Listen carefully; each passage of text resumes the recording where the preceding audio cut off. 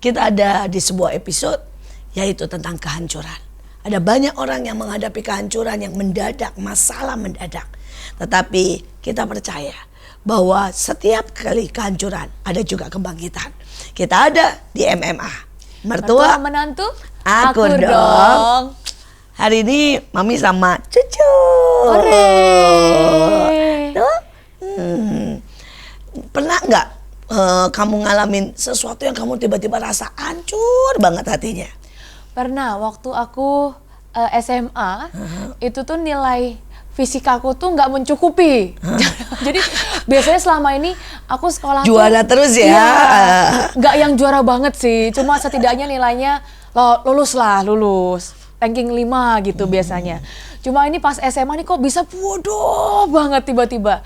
Sampai ada satu nilai yang nggak mencukupi. Sampai gurunya tuh manggil, bilang gini, kamu kalau nilai ini, karena kayak mata pelajaran utama gitu. Nggak bisa masuk IPA ya? Nggak bisa masuk IPA, nggak bisa lanjut ke kelas 11 IPA kan. Padahal pengennya masuk IPA karena kuliahnya kan mau ambil komputer. Kalau komputer kan mungkin nggak bisa jadi dari IPS, jalurnya nggak bisa. Nah terus akhirnya ya itu mengalami kehancuran sih, sempat sedih banget gitu. Karena kayak dimarahin semua guru, dimarahin mama, papa gitu. Tapi akhirnya bisa melewati semuanya sih. Banyak kehancuran sih dalam hidup Mami sih sebenarnya. Pada waktu kecelakaan pernah. Ya pada waktu itu yang paling, ya salah satu yang paling sakit dan syok banget ya. Waktu opa jadi papa kecelakaan dan iparnya meninggal dunia. Wah itu rasanya syok banget. Kecelakaan sampai meninggal dunia. Tapi sekali lagi di dalam segala keadaan ya kita harus tenang. Dan pasti ada pelajaran, ya. Dan selalu ada orang-orang yang tiba-tiba menolong dan selalu memberikan dukungan dan membuat kita lebih kuat setelah melewati kehancuran. Jadi sebenarnya ada hadiah-hadiah yang tersembunyi dari setiap kehancuran itu ya. Ada berkat, ada pelajaran, ada juga latihan untuk menjadi lebih kuat dan lebih tenang. Ada lagi nggak yang pernah Mami rasakan ya? Adalah pada waktu itu ke Belanda. Oke. Dan tiba-tiba pergantian pergantian keadaan. Jauh dari semua. Jauh dari orang tua. Dan saat itu lagi gak ada uang sama sekali. Jadi ke sana itu gak ada uang. Kemudian pelajarannya gak berhasil. Bahasanya beda. Harus mendadak, maaf kata nih, jadi pembantu. Ya, jadi terus kemudian hanya untuk beli, istilahnya makan aja susahnya setengah mati. Tapi lewat itu sekali lagi membuat jadi pintar cari duit. Jadi selalu punya ide macam-macam. Ya, jadi pintar melobi ya. Jadi pintar melobi ya. Jadi gampang lihat peluang dan sekali lagi menjadi lebih kuat, lebih ajaib dan membawa berkat setiap kehancuran. Ada kehancuran tapi juga ada kebangkitan. Dan sekarang kita akan panggil narasumber kita. Mereka yang pernah mengalami kehancuran tapi juga bangkit. Yang pertama, Bu Mary. Mari Bu Mary. Nah, seorang pengusaha, seorang ibu rumah tangga, punya cucu banyak juga. 7 cucu. Punya 7 cucu ya Bu. Ada satu yang katanya sama ya, sebesar ini ya, persis. Ya, ada 3 anak dan 7 cucu ya Bu ya, betul ya.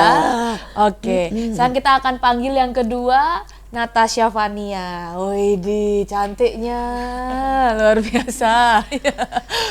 Sebelum kita lanjutkan, sekali lagi mari kita sapa semuanya. Kita ada di MMA. Mertua menantu, aku dong.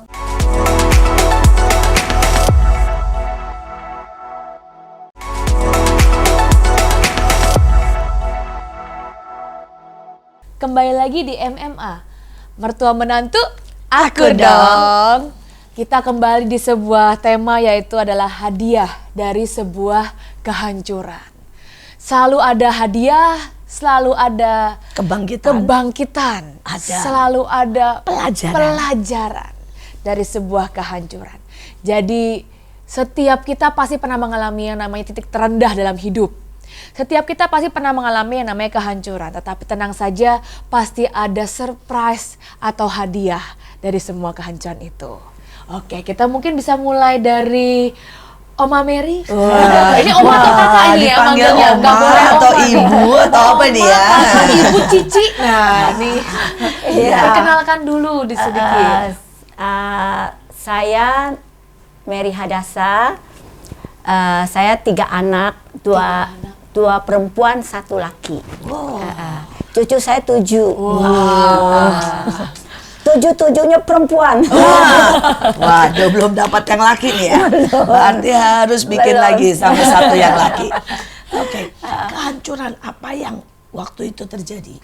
Dan bisa cerita bagaimana mendadaknya ya, dan bagaimana tiba-tiba semua sepertinya dunia gelap. Pertama kali saya lihat suami saya kok kondisinya drop. Waktu itu suami saya itu di perusahaan tekstil, posisinya itu udah istilahnya udah bukan Ngetop ya? bukan manajer, tapi udah di direktur. Terus kondisinya tambah lemah, terus ke dokter. Dokter bilang ternyata paru-parunya ada masalah, harus dioperasi. Tapi saat bilang dioperasi, hati saya nggak sejahtera. Terus kita cek lagi, tapi kondisi tambah drop, cepet banget kayak berpacu dalam waktu. Akhirnya ngambil keputusan ke Singapura. Waktu ke Singapura itu periksa, ternyata itu sudah stadium 4. Kanker paru-paru, stadium 4. Tapi saat itu dokter cuma bilang, tinggal 6 bulan. Saya dengar 6 bulan, 7 bulan. Saya dengar begitu 6 bulan, 7 bulan. Saya megang barang apapun lepas. Saya sepertinya nggak sadar. Saya cuma ngejerit, saya nangis. Sepertinya kayaknya rasanya hancur. Saya pikir nggak mungkin. Aku harus kehilangan suami gitu loh kan. Saya nggak mungkin, saya nggak sanggup. Anak saya 3. Saya ini adalah dasar saya. Ini adalah wanita ibu rumah tangga. Saya bukan wanita karir bisnismen, bukan. Saya mau ibu rumah tangga. Jadi saya nggak tahu saya harus lakukan apa. Saya cuma mikirkan anak saya 3 Waktu itu usianya berapa anak-anak? Waktu itu umur saya. Dan anak-anak ya? Anak-anak itu waktu itu yang si Sarah untuk umur 22. Si yang lelaki Samuel 20. Yang Trivena itu sekitar umur 9. 9? Waduh. Umur 9 tahun. Jadi 9 tahun, umur 22, umur 20 itu. Anak saya ini masih kuliah. Ya kan? Sedangkan saya nggak tahu harus apa. Saya bilang, Tuhan, saya nggak sanggup ini hidup untuk menjaga suami, cuma tinggal 7 bulan lagi ini suami. Saya bilang gimana untuk menjalankan hidup ini gitu kan. Tapi dokter bilang coba di kemo. Tapi saat itu di kemo berjalan terus. Tapi benar akhirnya suami saya harus pulang ke sorga. Itu 6 bulan juga kira-kira?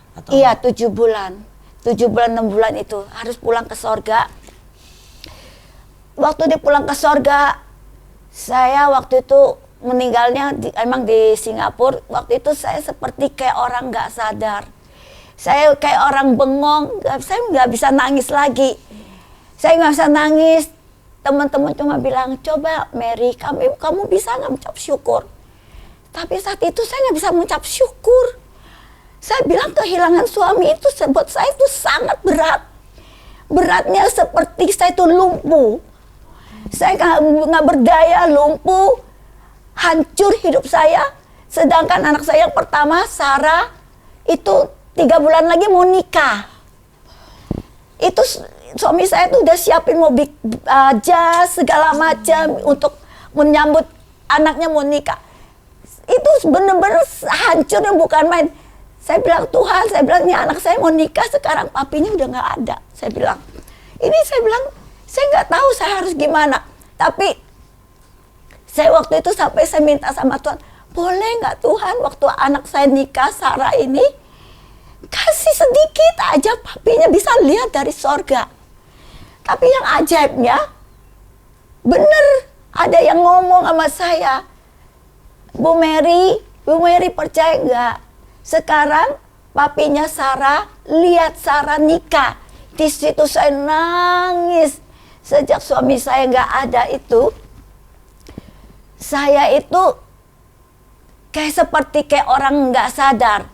Kayak orang nggak pernah mau ngurusin keluarga, ngurusin anak, kayak seperti kehilangan, kayak orang nggak tahu lagi untuk melakukan apapun. Saya tuh sampai tiap hari itu nggak bisa tidur, sampai dokter bilang apa perlu dikasih obat tidur, tapi saya bilang saya nggak mau obat tidur. Setiap malam saya tuh merasakan suami saya itu pulang, datang. Kayak halusinasi itu, kayak dia datang gitu loh, kayak begitu, kayak sepertinya kayak orang nggak sadar. Saya tuh sakit jiwa, saya tuh 2 tahun, 2 tahun hidup saya sakit. Tapi saya tiap hari, saya tuh bisa di jalanan saya ketemuin orang-orang yang di jalan, kayak pemulung segala macam, saya bisa ngobrol sama mereka. Saya ngobrol begitu sepertinya saya ketemu sama Tuhan. Saya pulang lagi, tapi biar gimana saya kan harus cari uang, ya kan? Anak saya kan harus sekolah. Saya waktu itu waktu ada suami semuanya tercukupi, pakai sopir kemana-mana harus dilayani sama sopir, semuanya mau apapun tersedia, ya kan? Saya seperti nyonya. Tapi saat suami saya nggak ada, saya harus banting tulang. Saya turun bus, naik bus, saya jualan. Saya jual baju. Saya harus membiayakan anak kuliah untuk anak yang si Vena masih kecil. Saya waktu jualan, saya kan nggak pernah jualan ke bus ya. Naik bus itu nggak pernah. Tapi saya tuh duduk, air mata bercucuran. Ikan kalau di bus itu kan suka dikasih permen ya. Dikasih permen. Saya bilang kok baik banget sih ya mereka kasih saya permen. Kok mereka tahu saya tuh lagi sedih gitu kan. Tapi di situ sebentar lagi minta dibayar. Tapi saya juga nggak ngerti gitu kan ya. Tapi tiap hari tuh saya tuh nangis bercucuran jualan. Kita stop dulu. Aduh, sebuah peristiwa yang sangat mengenaskan dan tidak banyak orang yang kuat melewati itu. Tapi di dalam segala keadaan selalu ada upah, ada anugerah. Selalu masih ada jalan, selalu masih ada kekuatan yang tiba-tiba muncul pada saat kelihatannya semua sudah hancur.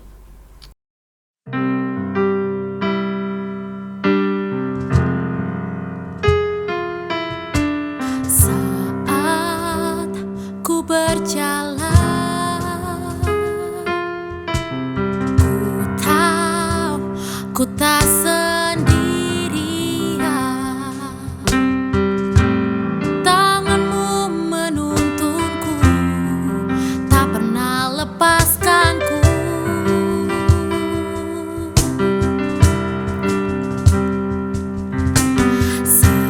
Satukan kekuatan, kita sehati lewati semua benteng. Takkan pernah menyerah, sejalan dengan Raja.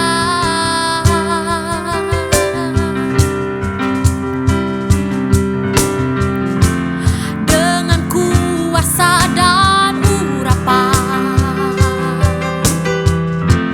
rebut semua kemenangan. Tak akan terhentikan, kejayaan telah datang.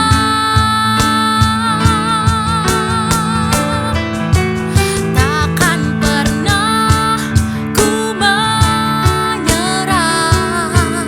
mengikuti langkahmu, berjalan bersamamu sampai akhir. Kan terus maju, tinggal di dalammu, sejalan bersamamu. Takkan pernah ku menyerah. di dalammu, mengikuti langkahmu sampai akhir, kan terus maju, tinggal di dalammu, sejalan bersamamu.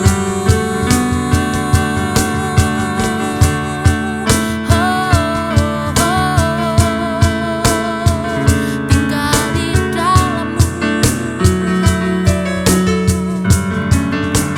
takkan pernah ku menyerah. Tinggal di dalammu, sejalan bersamamu sampai akhir, kan terus maju. Tinggal di dalammu, sejalan bersamamu. Tinggal di dalammu, sejalan bersamamu. Tinggal di dalammu, sejalan bersamamu.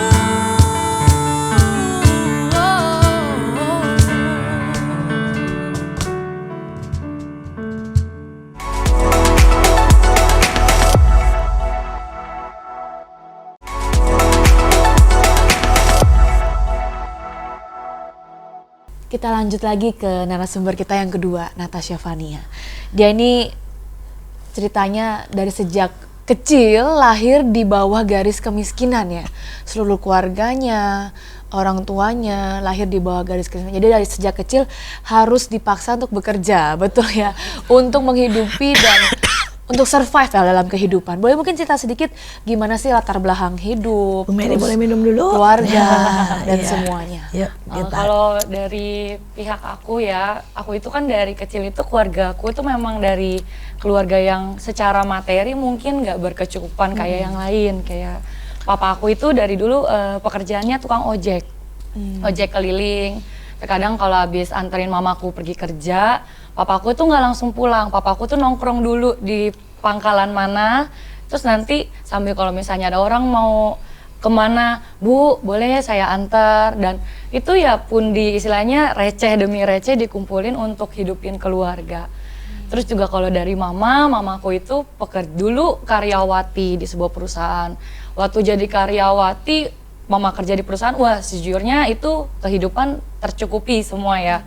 Kayak aku masih sekolah, aku punya adik, kita hidup itu masih cukup lah, walaupun ya tetap istilahnya mepet gitu ya, tapi cukup gitu. Dan ya singkat cerita Tuhan tuh izinkan untuk mengalami benar-benar yang namanya kehancuran.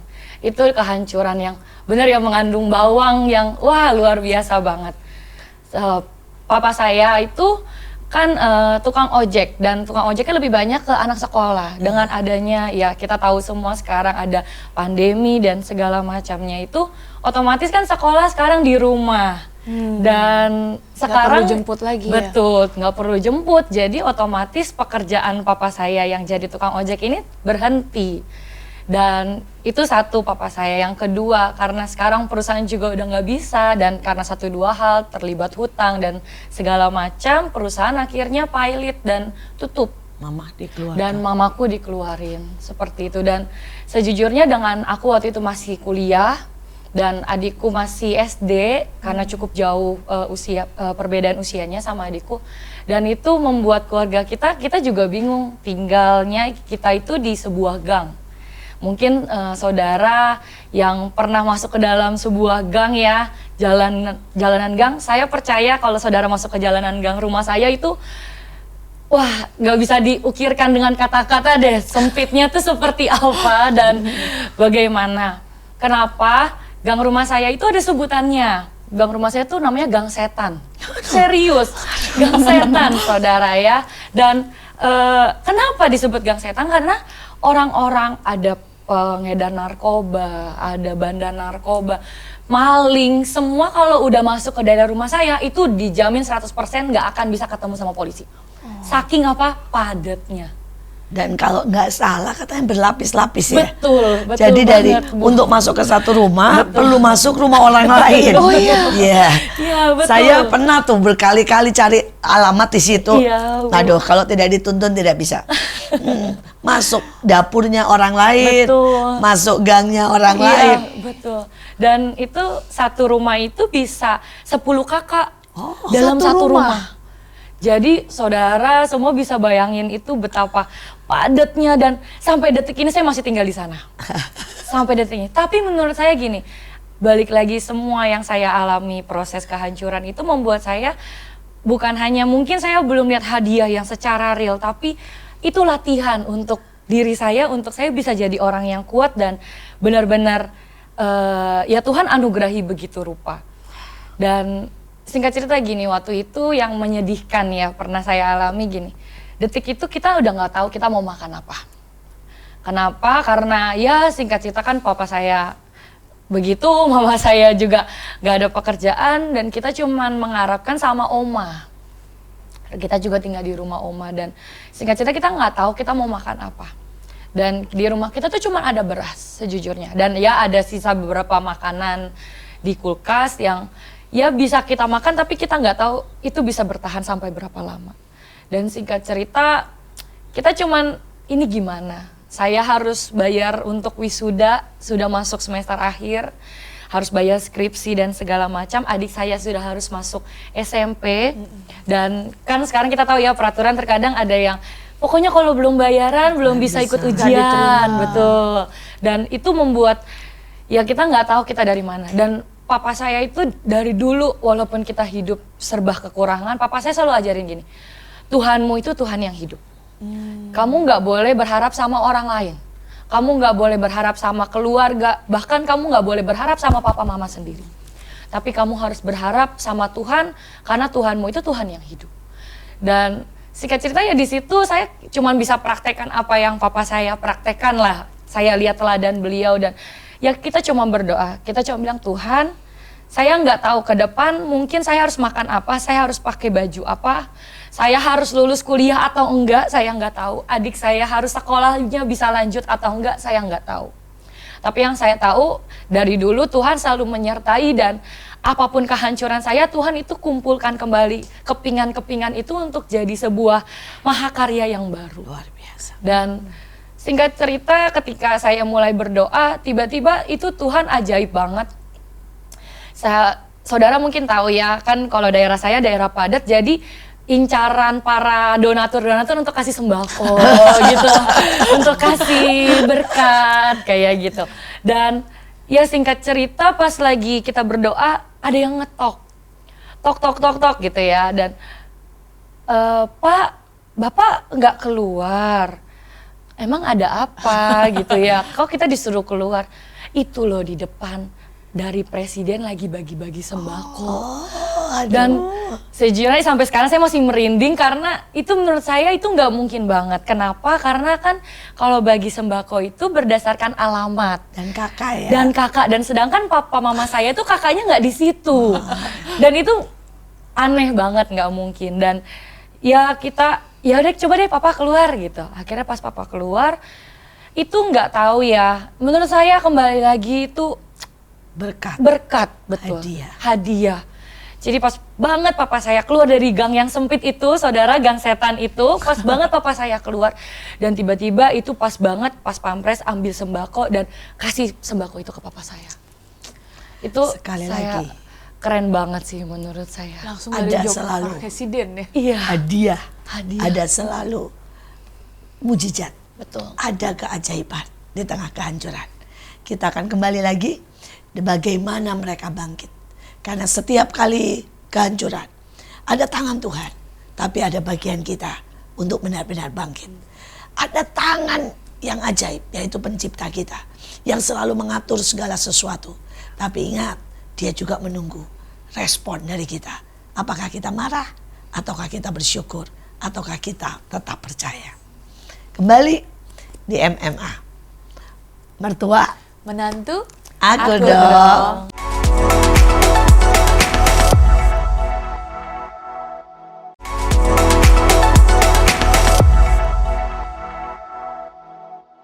Sekali lagi di MMA, mertua menantu, Akur dong. Hadiah dari sebuah kehancuran. Mungkin semua dalam kehidupan bisa banyak hal yang menghancurkan atau memilukan hati. Tetapi selalu ada yang indah yang disiapkan. Mungkin hujan dan badai bisa datang, tetapi pelangi itu pasti muncul. Ada sebuah keindahan, ada sebuah kenikmatan yang itu pasti akan timbul dari setiap masalah kita. Kita langsung lanjut aja nih. Gimana cerita dari Oma, Kakak, wah, Oma Mary bangkitnya dari semua kehancuran yang telah terjadi itu. Bagaimana menghadapi kegilaan Nah, dan betul. suara-suara ketakutan, kematian yang hari itu sedang dihadapi. Iya. Yang saya alamin kegilaan itu setiap hari itu ketakutan. Saya cuma bisanya minta mati. Saya bilang Tuhan, saya minta mati. Tiap hari saya minta mati. Saya mati aja Tuhan, saya mati aja Tuhan. Satu Gak hari mikir anak-anak itu waktu nggak minta. nggak mikir lagi. Karena saya nggak sanggup untuk ngurusin Membiayai. tanggung Iya, iya. jawab 3 anak. Saya bilang saya nggak sanggup. Saya bilang Tuhan, saya mati aja, saya mati. Tapi Tuhan itu ajaib. Setiap kali saya minta mati, Tuhan cuma bilang, kamu perkatakan, Tuhan hidup, Tuhan sanggup, Tuhan penolong. Saya bilang, buktinya saya nggak ngalamin, saya masih jualan gitu ya kan. Jualan itu kan nggak enak kan ya, turun bus naik bus itu. Saya tuh sampai Dari istri bos masalahnya Dari- ya. Anterin kemana-mana. ya kan istri bos gitu kan. Udah begitu saya tiap hari itu pergi persekutuan, rajin banget. Tapi kok ngalamin begini? Nah, di persekutuan bukannya cari Tuhan saya, jualan. Saya jualan. Gak dilarang sih ya. Saya jualan, jadi sampai saya bilang Tuhan, saya ini maha hadir. Di persekutuan di Jakarta saya datengin tujuan jualan. Jadi kan teman-teman ngeliatin saya jualan bawa tentengan, kantong. Kasihan. Jadi mereka beli itu baju. Sebenarnya belum tentu mereka suka itu baju kan. Tapi ya itu tiap hari saya datang. Gantian ke persekutuan mana dari pagi sampai malam. Hadir ya. Terus begitu kan. Tapi di situ akhirnya anak saya yang Sarah tuh nikah sama orang yang ada duit lah, ya kan.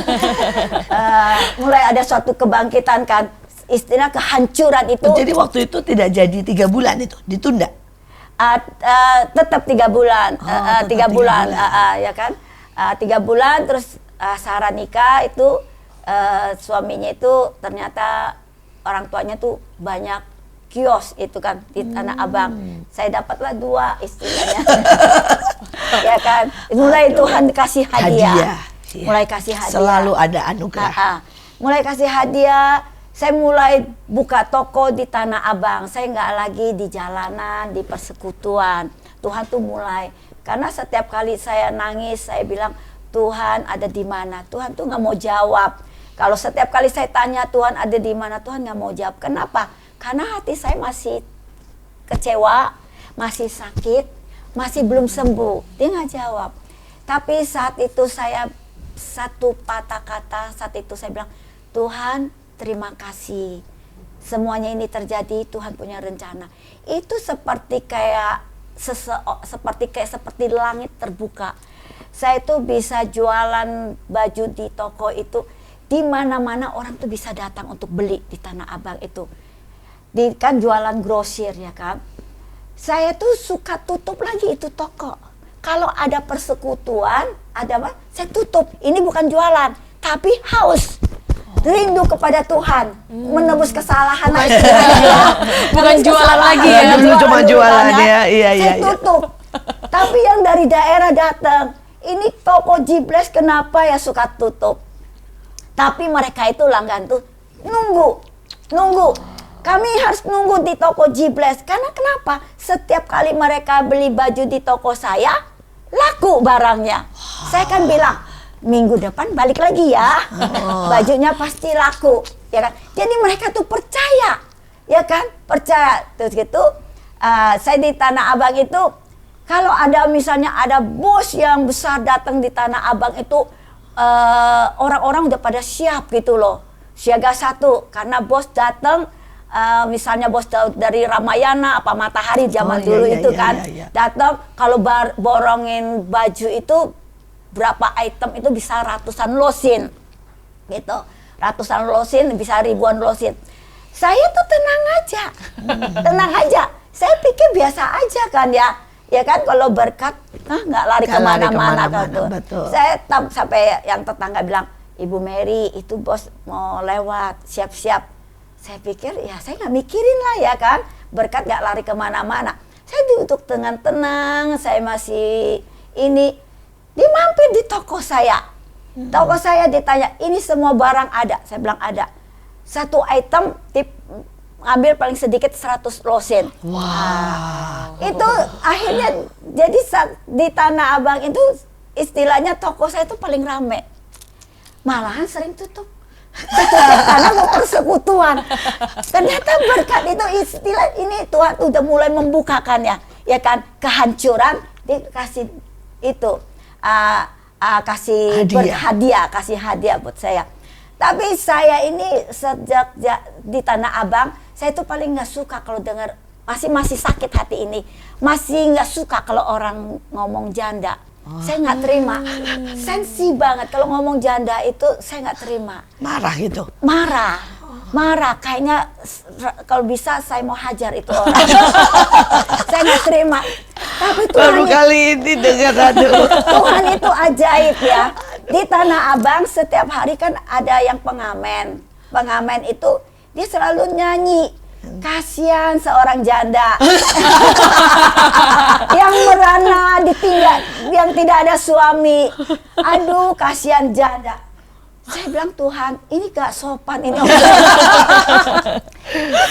Udah gitu besok datang lagi, nyanyinya sama lagi. Janda yang merana, janda kesepian. Saya bilang, Tuhan, saya nggak sanggup dengarnya. Saya tuh sampai nangis, Tuhan, sampai 3 kali itu orang yang pengamen itu datang, ya kan nyanyi lagu itu. Tuhan bilang, kamu harus sembuh dari ini. Kamu harus sembuh.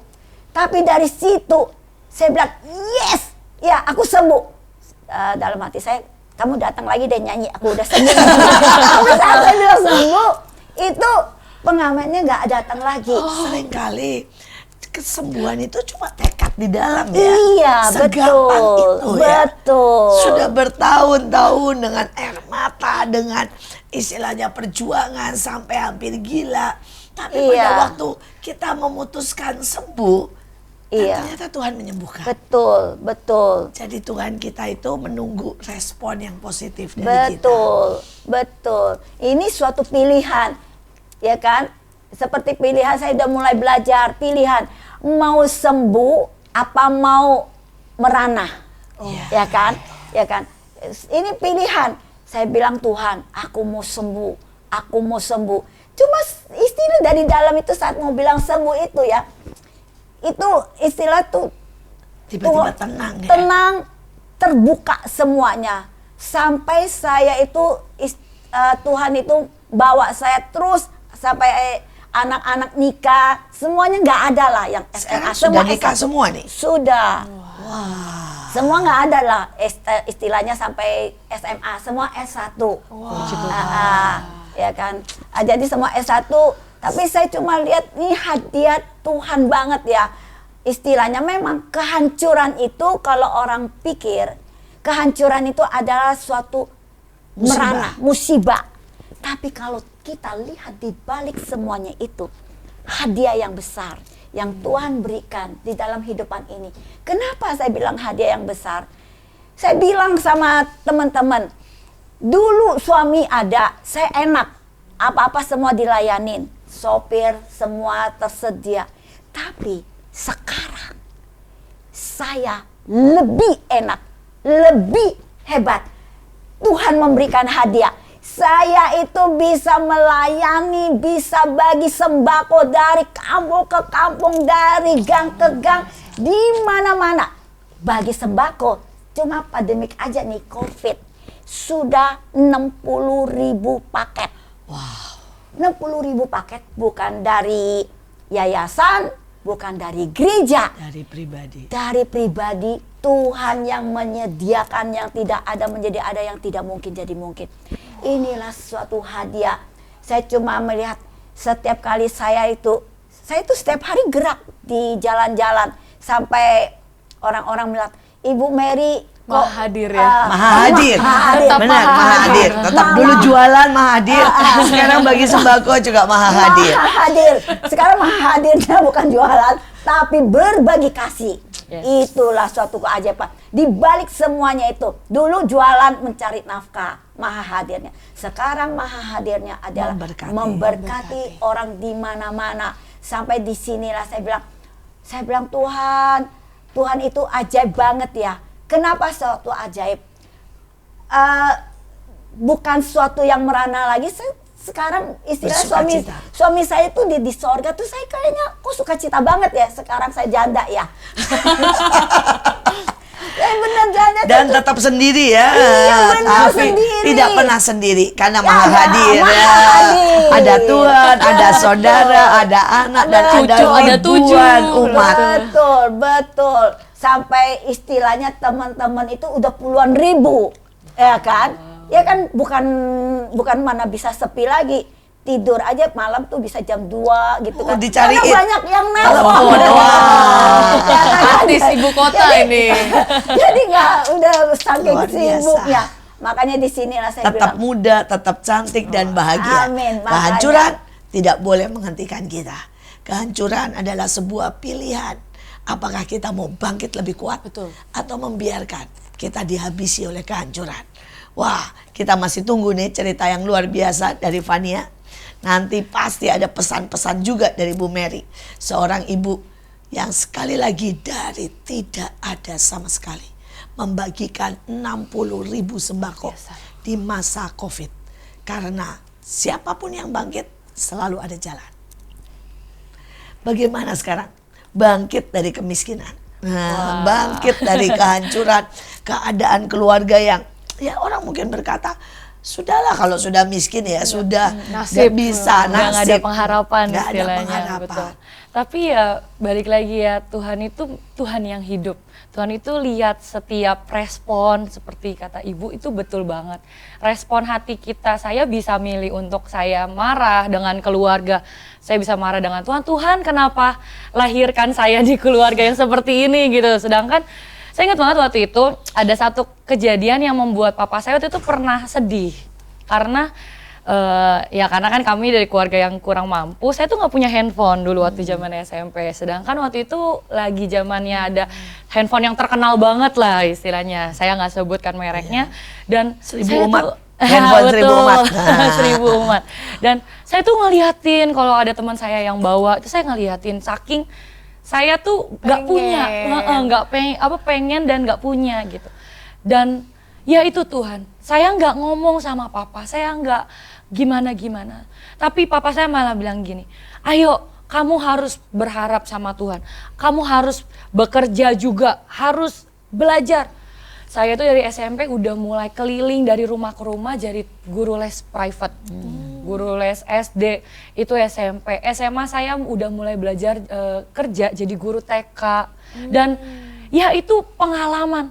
Dan saya pernah kerja di pemotongan ayam, Nah, pernah katanya juga. itu seru ya, katanya. Wah, itu ya. seru banget. Dari subuh kadang-kadang ya. Betul, justru masuknya itu dari subuh, dari jam 2 pagi, pulangnya itu jam 8 pagi. Justru kebalikannya orang kalau kerja Tidur, kantoran.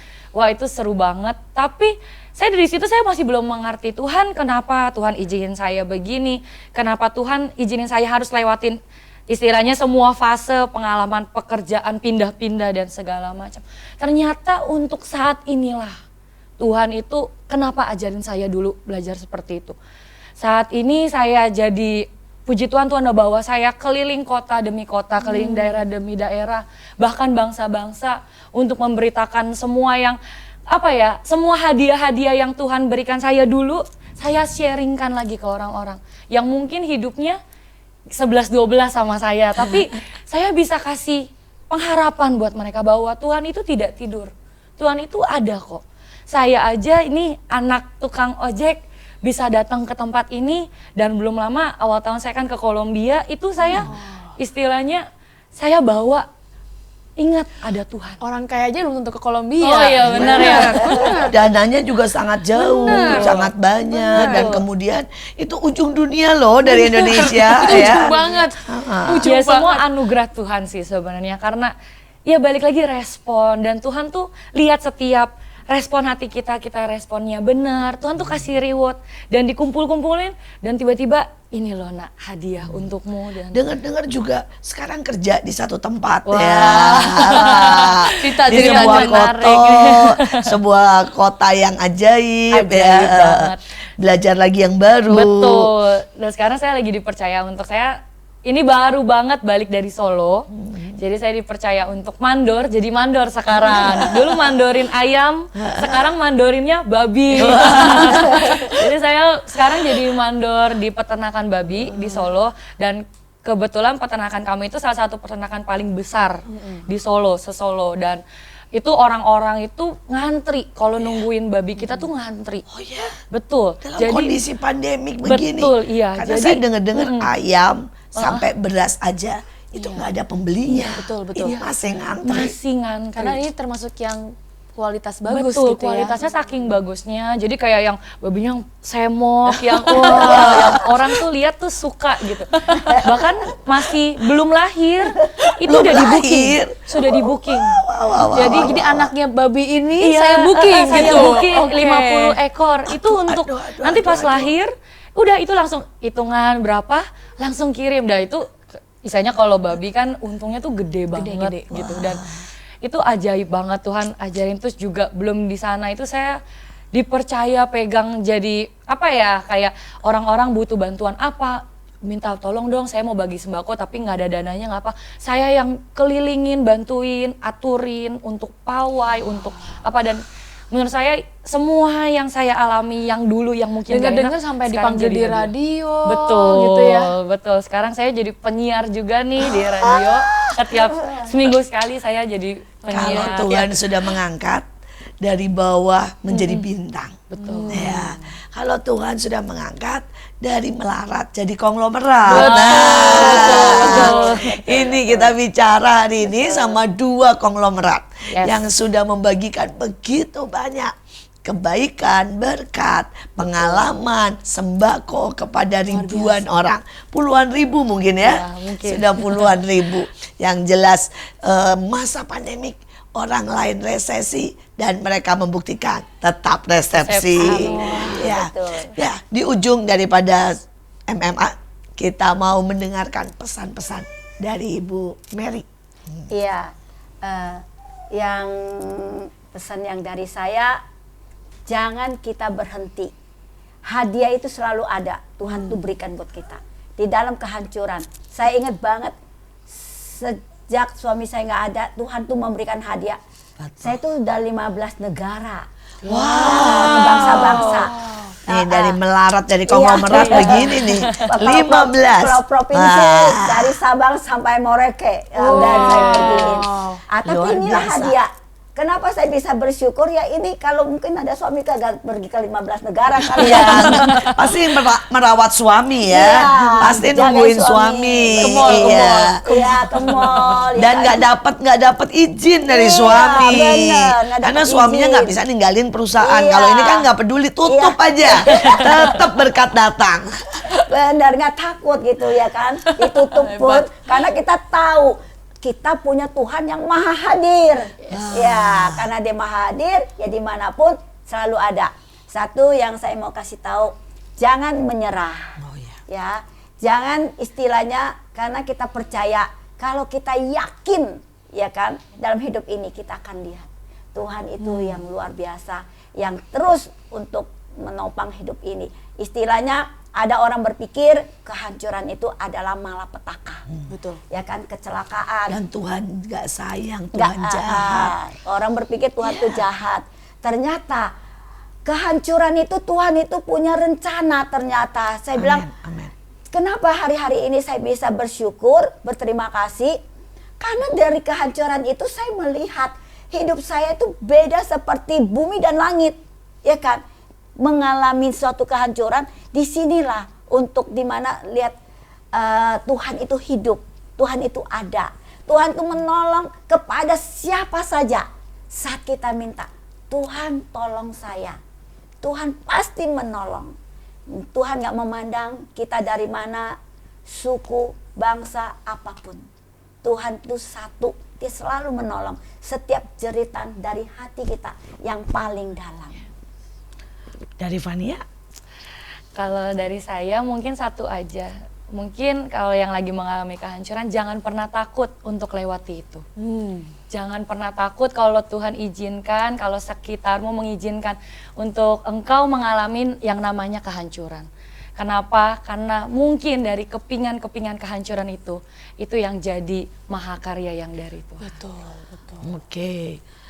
Pesan-pesan nih dari Kesia. Saya pernah lihat sebuah teknik pembuatan mangkok di Jepang. Jadi itu caranya mungkin mangkok biasanya itu mungkin harga 30.000.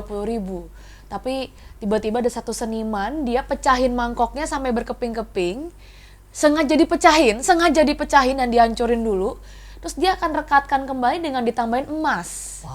Jadi dia menempelkan kembali pecahan mangkuknya itu dengan tambahan emas. Porselennya dipecahin dan ditambahin emas.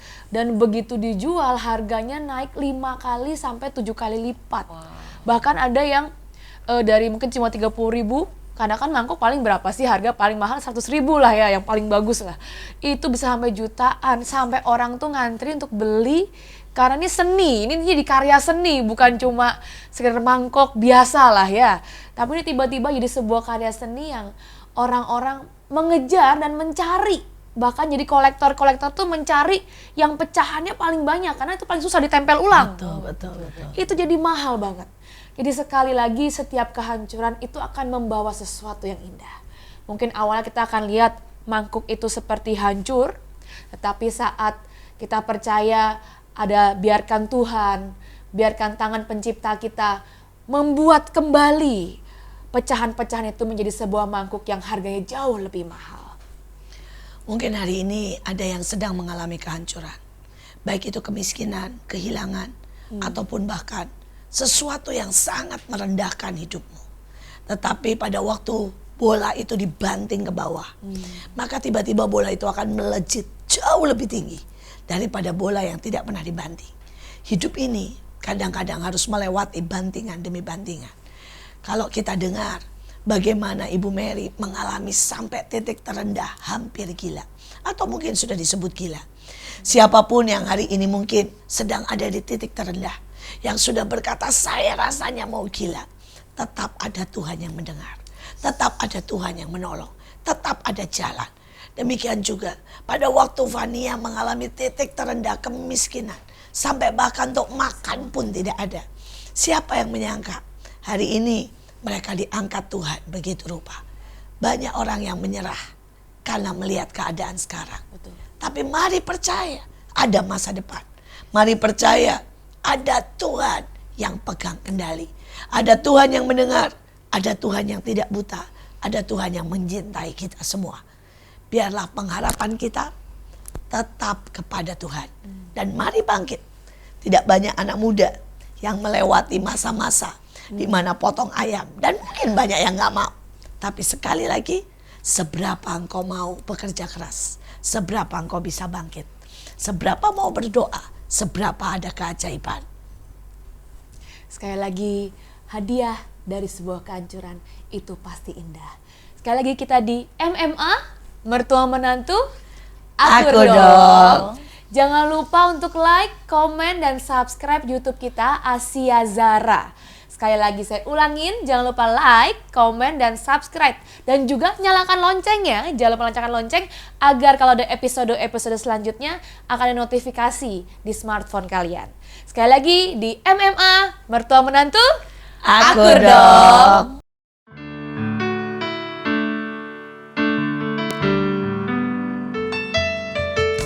Tuhan gembalaku, Tuhan matahariku,